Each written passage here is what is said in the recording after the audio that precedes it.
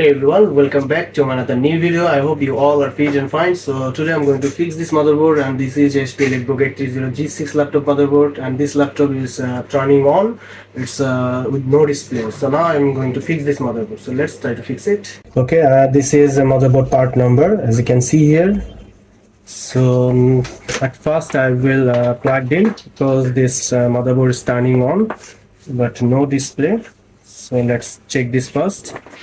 So as soon as I plugged in, it's turning on, as you can see, with low amps. It's taking only 0.208 or 7. That means CPU core voltage is not great in this motherboard. So let's check all the request voltage first to last. So at first I will check main power rail, which is 13 or 12 volt. So let's check here, this in this current sense register. So we have 11.95. okay, it's perfect. Next I will check this 5 volt, 5.2019 or 20, it's also perfect. Now I will check this 3 volt power rail.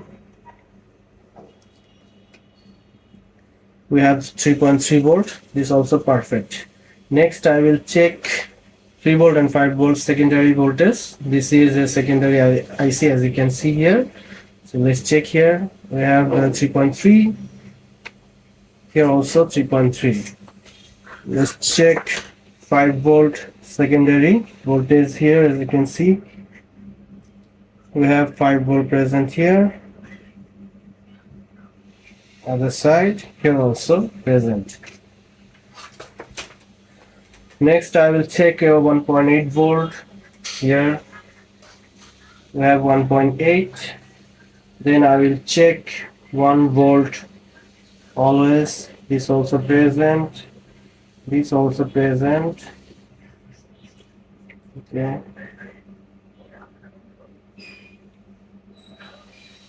we have 1.5. 1 volt missing, CPU core missing. Let's check this VDDQ or RAM supply. Okay, as you can see here, RAM supply also missing. Let's check this 2.5 volt. We have 2.5, but we have no VDDQ or RAM supply.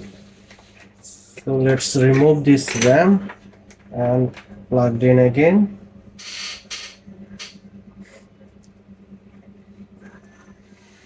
Okay, after remove RAM, condition is same. So before check this core voltage, we must have present this voltage. So let's check the impedance first in this rail. So as you can see, it's showing 0.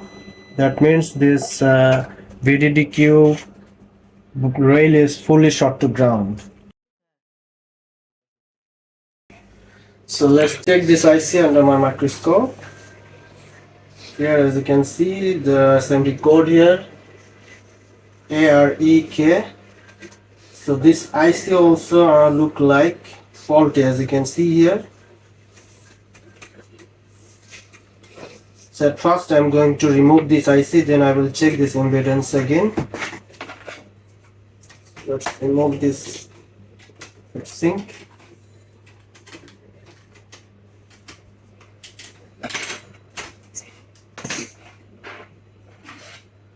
Let's turn on my hot air gun.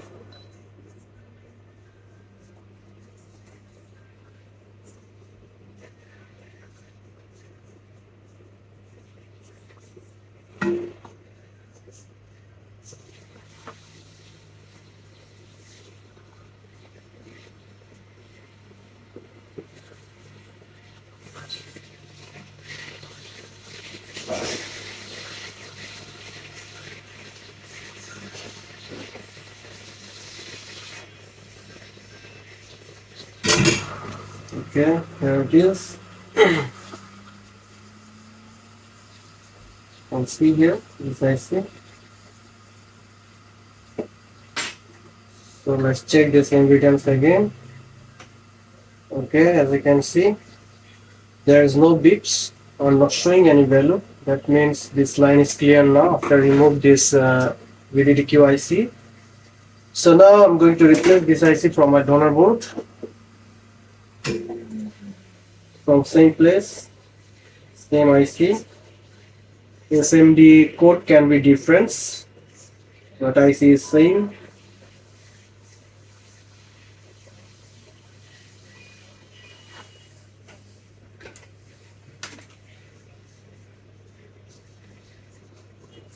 As you can see, the code is different. AREJ, this one,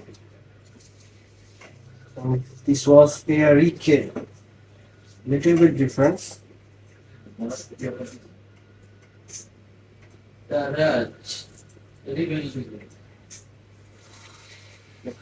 Replace this.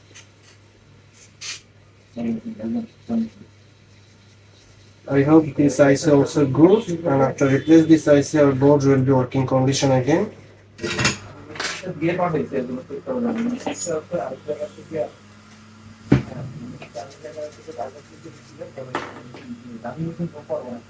Okay, it's done.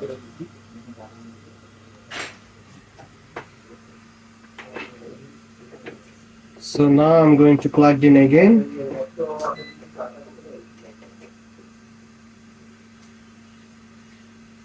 And as you can see, now it's taking more than 54142. That means our VDDQ and CPU core IC core voltage is available now. Let's check this.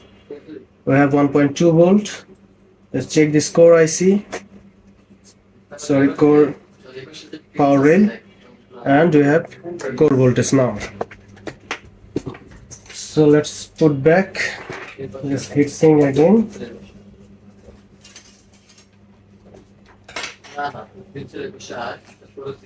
Install this RAM.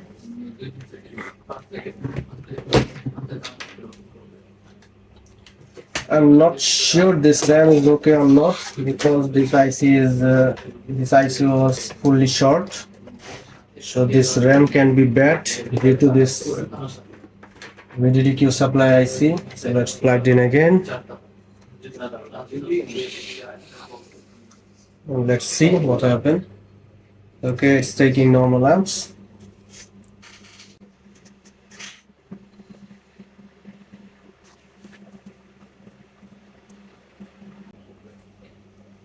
You need to wait for a few seconds.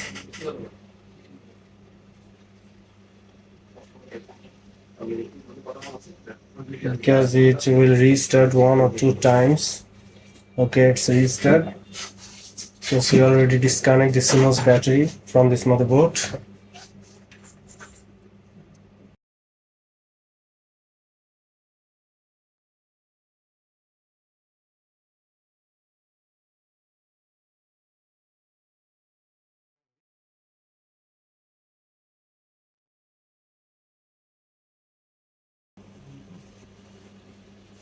Okay, we have HP logo.